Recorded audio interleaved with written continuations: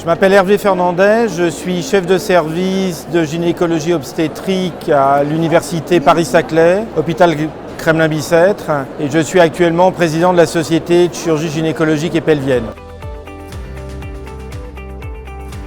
C'est moi qui ai contacté au moment de la création de Delmont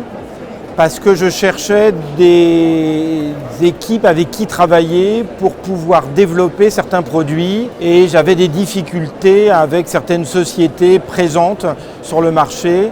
et travailler avec des startups sur lesquelles on pouvait être innovant a été un élément déclencheur et donc on a rapidement avec Delmont trouvé des idées communes qu'on a pu développer. J'utilise l'ensemble des produits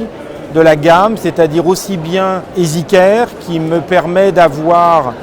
la possibilité de faire de la chirurgie sans énergie mais avec une instrumentation en 7 French qui change les possibilités opératoires. J'utilise les mini résectoscopes de 6 mm parce que ça évite de dilater et ça diminue la morbidité de la chirurgie. Et puis de temps en temps, on a encore besoin de résectoscopes classiques. Donc on utilise le MaxiCare en ayant en énergie qu'une idée en tête, c'est de n'utiliser que de l'énergie bipolaire, car en 2020, il n'y a aucune autre possibilité pour diminuer la morbidité de cette chirurgie.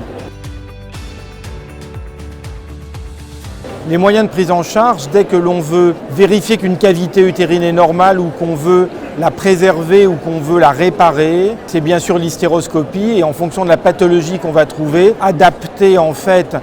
l'instrumentation dont je viens de parler pour avoir la meilleure technique possible en étant le moins morbide possible. Et actuellement, une partie de ces chirurgies, puisque c'est une demande que nous fait le gouvernement, il faut faire 70% de chirurgie ambulatoire, il faut faire de plus en plus de chirurgie hors bloc.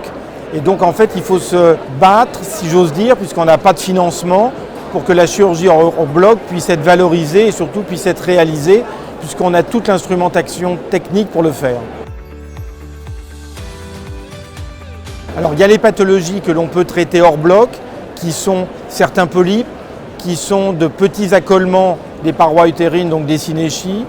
qui sont certaines malformations utérines, qui sont la nécessité de faire des biopsies dans certaines indications. Ça, c'est du bloc hors bloc, si j'ose dire, dès que l'on pourra avoir le financement pour le faire. Sinon, c'est toutes les pathologies qui vont altérer la cavité utérine et en premier lieu, les fibromes, les synéchies majeures,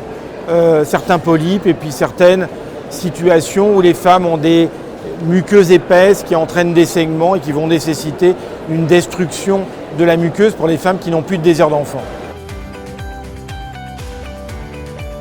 Ça a été le dynamisme et la réactivité pour adapter des techniques aux besoins des patientes.